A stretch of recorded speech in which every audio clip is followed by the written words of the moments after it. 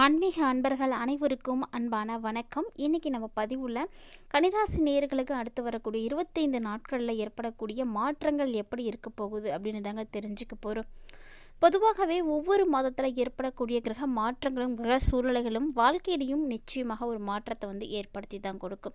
So அப்படி தான் கன்னிராசி நேயர்களுக்கு வரக்கூடிய 25 நாட்களில் ஒரு அதிர்ஷ்டகரமான வாய்ப்புகளானது காத்துட்ருக்கு அப்படின்னு சொல்லலாங்க. நல்ல ஒரு பணவரவு கிடைக்க போகுது. எல்லா விஷயங்களிலும் முன்னேற்றங்களை தான் நீங்கள் பார்க்க போகிறீங்க. மேலும் உங்களுக்கு கிரக சூழ்நிலைகளுக்கு ஏற்ப மாறக்கூடிய பலன்கள் எப்படி இருக்குது அப்படின்றத இந்த பதிவில் தொடர்ந்து பார்த்து தெரிஞ்சுக்கலாம். வீடியோக்குள்ளே போகிறதுக்கு முன்னாடி நீங்கள் இன்னும் நம்ம சேனலை சப்ஸ்கிரைப் பண்ணாமல் இருக்கீங்க அப்படின்னா மறக்காமல் சேனலை சப்ஸ்கிரைப் பண்ணிக்கோங்க. கூடவே பக்கத்தில் இருக்கிற பெல் ஐக்கானையும் கிளிக் பண்ணிக்கோங்க.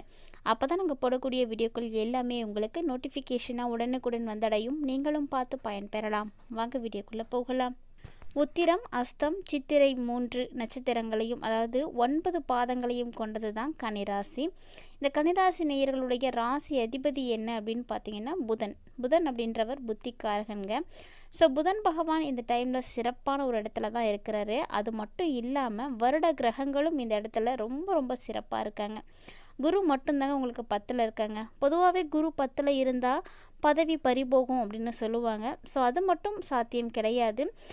பதவி பறிபோகிறத தாண்டி உங்களுக்கு பதவியில் கூட நல்ல முன்னேற்றங்கள் கிடைக்கலாம். இல்லைன்னா இந்த பதவியிலேருந்து வேறு ஒரு புதிய பதவிகளானது கிடைக்கலாம். ஸோ இது மாதிரி ஏதாவது ஒரு வகையில் மாற்றம் அப்படின்றது நிச்சயமாக இருக்க போகுதுங்க. இந்த ஒரு மாற்றத்தை கன்னிராசி நேயர்கள் இந்த காலகட்டங்களில் நீங்கள் கட்டாயமாக சந்திக்க போகிறீங்க. மேலும் உங்களுடைய கிரக அமைப்புகளின்படி பார்க்கையில் உங்கள் ராசியில் 6வது இடத்துல சனி பகவானும் ராகு பகவானும் சேர்ந்து இருக்காங்க.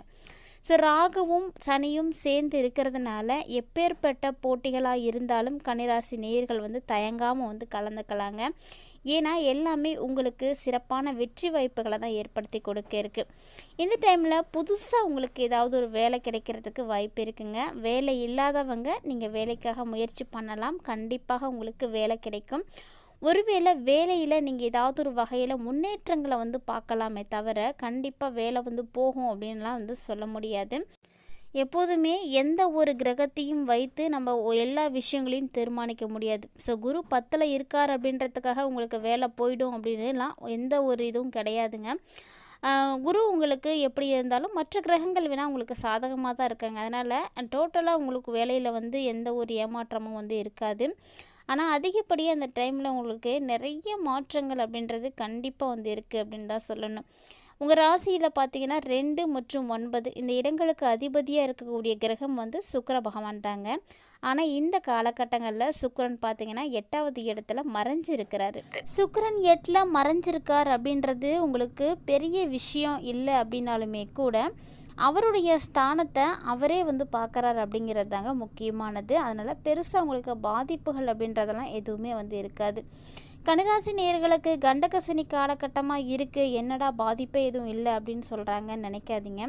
ஏன்னா கண்டக சனி காலகட்டங்களில் உங்களுக்கு மற்ற கிரகங்கள் எல்லாமே சாதுவாக தான் இருக்குது. அதனால் பெருசாக நீங்கள் பாதிப்புகளை பார்க்க மாட்டீங்க. அதுவும் ஜூன் 29க்கு அப்புறமா பார்த்தீங்கன்னா சுக்கிர பகவானுடைய பயிற்சி இருக்குது. ஸோ இது வரைக்கும் சுக்கிரன் 8வது இடத்துல தான் மறைஞ்சிருக்காரு. ஆனால் ஜூன் 29க்கு அப்புறமா சுக்கிரன் 9வது இடத்துக்கு போக போகிறாரு. 9வது இடம் அப்படின்றது ரிஷபத்துக்குள்ளே போய் நுழைஞ்சிருவார். ஸோ ரிஷபத்தில் நுழையக்கூடிய சுக்கிர பகவான் உங்களுக்கு பெரிய அளவில் மாற்றங்களை கண்டிப்பாக ஏற்படுத்தி கொடுப்பாருங்க. இது வரைக்குமே பெருசாக அவர் உங்களுக்கு எதுவும் செய்யாமல் இருந்தாலுமே கூட 9வது இடத்துக்கு வந்ததுக்கு அப்புறமா பார்த்தீங்கன்னா நிறைய பாக்கியங்களை ஏற்படுத்தி கொடுக்க இருக்காருங்க. ஸோ சுக்கிரன் பார்த்தீங்கன்னா சுப கிரகம். அவர் ஏற்படுத்தி கொடுக்கக்கூடிய பாக்கியங்களானது உங்களுக்கு மென்மேலும் சிறப்பான பலன்களை தான் கொடுக்கும். மேலும் உங்களுக்கு ராசி நாதனாக இருக்கக்கூடிய புதன் பகவான் 10வது இடத்துல இருக்கிறாருங்க. அந்த புதன் உங்களுக்கு பெரிய நல்ல விஷயங்களை எல்லாத்தையுமே ஏற்படுத்தி கொடுப்பாரு. ஸோ நல்ல பாக்கியங்கள் தான் கிடைக்க போகுது. என்னதான் உங்களுக்கு பிரச்சனைகள் அப்படின்றது வந்தாலுமே கூட அந்த பிரச்சனைகளை சுமூகமாக முடிக்கிறதுக்கான வாய்ப்புகளை எல்லாத்தையுமே உங்களுக்கு கண்டிப்பாக அவர் ஏற்படுத்தி கொடுப்பார். ஸோ அதனால் நீங்கள் பெருசாக எந்த ஒரு பாதிப்பிலையும் அதிக அளவு மாற்றத்துக்கு சான்ஸே கிடையாது. எல்லாமே உங்களால் சமாளிக்க முடியுங்க. அந்த அளவுக்கு உங்களுக்கு திறமைகளானது நல்லபடியாகவே இருக்குது. கிட்டத்தட்ட பார்த்தீங்கன்னா இந்த கிரகங்கள் ஒவ்வொன்றுமே உங்களுக்கு நல்ல ஒரு முன்னேற்றங்களை தான் கொடுக்க இருக்குது. மேலும் இந்த கன்னிராசி நேயர்களுக்கு ஜூன் 22ஆம் தேதி அன்னைக்கு புதனுடைய பயிற்சி இருக்குங்க.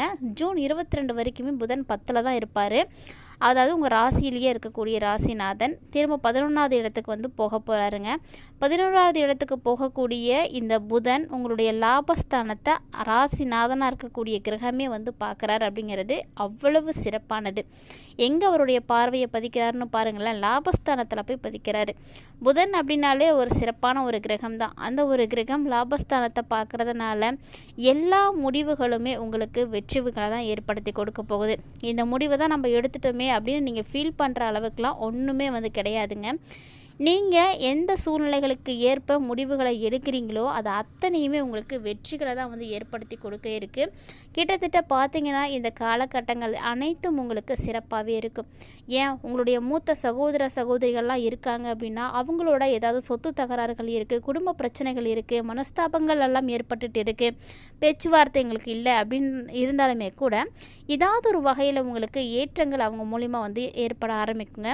சண்டை சச்சரவுகள் கூட குறையலாம், சமாதானமானது ஆகிறதுக்கு வாய்ப்பு இருக்குது. இந்த மாதிரி எக்கச்சக்கமான விஷயங்கள் வந்து உங்களுக்கு நல்லபடியாக நடக்க ஆரம்பிக்கும். 6ல் இருக்கக்கூடிய சனி பகவான் கண்டக சனியாக இருக்கார் அப்படின்னா அவரை மட்டும் நீங்கள் வந்து பார்த்துட்ருக்காதீங்க. மற்ற கிரகங்கள் எல்லாம் பாருங்கள், எல்லாமே உங்களுக்கு சப்போர்ட்டிவாக தான் இருக்குங்க. அதாவது சொல்லப்போனால் இது வரைக்கும் நிறைவேறாமல் இல்லைன்னா பல நாளாக இந்த ஒரு ஆசை எனக்கு இருந்துகிட்டே இருக்குது, இது எப்போ தான் நடக்க போகுது அப்படின்னு ஏங்கிட்டு இருக்கக்கூடிய கன்னிராசிக்காரங்களுக்கு அந்த ஒரு ஆசை எல்லாம் நிறைவேறக்கூடிய ஒரு காலகட்டமாக இது வந்து இருக்குங்க. மேலும் எல்லா விஷயங்களுமே உங்களுக்கு வெற்றிகளை தான் வந்து ஏற்படுத்தி கொடுக்க போகுது. அதாவது வெற்றி மேலே வெற்றி வந்து உங்களுக்கு வந்து சேரப்போகுது அப்படின்னு சொல்லலாம். ஸோ உங்களுடைய வாழ்க்கையில் நீங்கள் இது வரைக்குமே பல தோல்விகளை வந்து சந்தித்திருந்தாலுமே கூட இனி வரக்கூடிய நாட்களில் அந்த தோல்விகள் கூட உங்களுக்கு வெற்றிகளாக வந்து மாறப்போகுதுங்க. மேலும் 12ல் செவ்வாய் பகவானும் கேது பகவானும் வந்து இருக்க போகிறாங்க. ஸோ இந்த ஒரு நேரம் பார்த்திங்கன்னா கன்னிராசி நேயர்களுடைய தூக்கம் கெடக்கூடிய வகையில் ஒரு சில பிரச்சனைகளானது ஏற்படும். அதாவது தூங்குறதுக்கு உங்களுக்கு டைம் கிடைக்காம கூட போகலாம். நிறைய வேலை விஷயமா நீங்கள் வெளியே இல்லைனா ஓவர் டியூட்டி பார்க்குறதுக்கான வாய்ப்பெலாம் இருக்குங்க. ஸோ உங்களுடைய வாழ்க்கையில் நீங்கள் வெற்றி பெறணும் அப்படின்னா கண்டிப்பாக அதுக்கு கடினமாக உழைக்கணும் இல்லையா? அந்த உழைப்பை இன்னும் கொஞ்சம் கூடுதலாக செய்யும் பொழுது உங்களுக்கு போதுமான அளவுக்கு நேரம் கிடைக்காம போகலாம். அது மாதிரி இருக்கும் பொழுதுலாம் உங்களுடைய தூக்கங்கள் வந்து தானாக வந்து கெட்டு போயிடும். ஏன்னா தூக்கம் கெடக்கூடிய இடத்துல தான் கிரகங்கள் இருக்குது. உங்களுடைய ஐனசைன போகத்தை வந்து கேது பகவான் வந்து பார்க்க போகிறாரு. 8ஆம் அதிபதி 12ஆம் இடத்துக்கு போகிறது அப்படின்றது ஒரு சிறப்பு வாய்ந்த ஒரு டைமிங். ஸோ ரொம்ப நாளாக நான் வெளிநாடு போகணும், வெளி மாநிலம் போகணும், வேலைக்கு வந்து அங்கே போய் ஜாயின் பண்ணலான்னு இருக்கேன் அப்படின்ற ஒரு கன்ஃபியூஷனோடு இருந்துட்டு இருக்கக்கூடிய கன்னிராசி நேயர்களுக்கெல்லாம் அடுத்து வரக்கூடிய 25 நாட்களில் கிரக அமைப்புகள் எல்லாமே சாதகமாக இருக்குங்க. ஸோ நீங்கள் போகணும் அப்படின்னா போகலாம். இல்லை அப்படின்னாலுமே கட்டாயமாக நீங்கள் உங்களோட குடும்பத்தை விட்டு பிரிஞ்சிருக்க வேண்டிய சூழ்நிலைக்கு வந்து வருவீங்க. அது வேலை விஷயமாக இருக்கலாம், இல்லைன்னா ஏதாவது ஒரு வகையில் நீங்கள் உங்களுடைய குடும்பத்தை விட்டு பிரிஞ்சிருக்கிற மாதிரியான சூழ்நிலைகள் வந்து ஏற்படுங்க. கன்னிராசி நேயர்கள் வந்து அதுக்கெல்லாம் வந்து கொஞ்சம் தயாராக இருந்துக்கோங்க.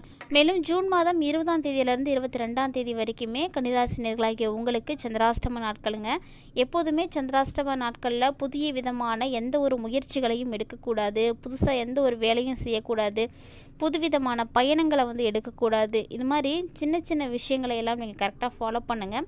சந்திராஷ்டம நாட்களில் கண்டிப்பாக இந்த ஒரு விஷயத்தை நாங்கள் செஞ்சு தான் ஆகணும், அந்த நாளை விட்டால் வேறு நாள் எங்களுக்கு கிடையாது அப்படின்ற பட்சத்தில், தவிர்க்க முடியாத பட்சத்தில் அருகில் இருக்கக்கூடிய கோவிலுக்கு போயிட்டு நீங்கள் பச்சரிசி வாங்கி கொடுத்துட்டு அதுக்கப்புறமா நீங்கள் போய் உங்களுடைய வேலைகளை வந்து செய்யலாம். ரொம்ப நல்லாவே வந்து முடியும். இருந்தாலுமே கூட இந்த டைமில் அதே போல் கல்வி பயிலக்கூடிய மாணவ மாணவிகள் எல்லாம் பார்த்தீங்கன்னா ஜூன் 22க்கு அப்புறமா வந்து ட்ரை பண்ணுங்கள். ஏன்னா புதன் பயிற்சி ஆகணும். புதன் வந்து 11க்கு வந்ததுக்கு அப்புறமா நீங்கள் வந்து நல்லபடியாக வந்து படிக்கிறதுக்கு வாய்ப்பு இருக்குங்க. திடீர் பணவரவு, திடீர் அதிர்ஷ்டம் இது எல்லாமே உங்களுக்கு வந்து கிடைக்கக்கூடிய ஒரு நேரமாக தான் இருக்குது.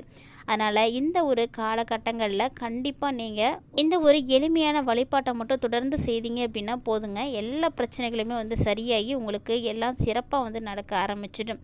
அதாவது தொழிலில் அபிவிருத்தி ஏற்படணும், நிறைய லாபங்கள் ஏற்படணும், எந்த விதமான கஷ்டங்களும் ஏற்படக்கூடாது அப்படின்னு நினைக்கக்கூடிய கன்னிராசி நேயர்கள் அருகில் இருக்கக்கூடிய கிருஷ்ணர் கோவிலுக்கு வந்து போயிட்டு வாங்க, வழிபாடு செய்யுங்க.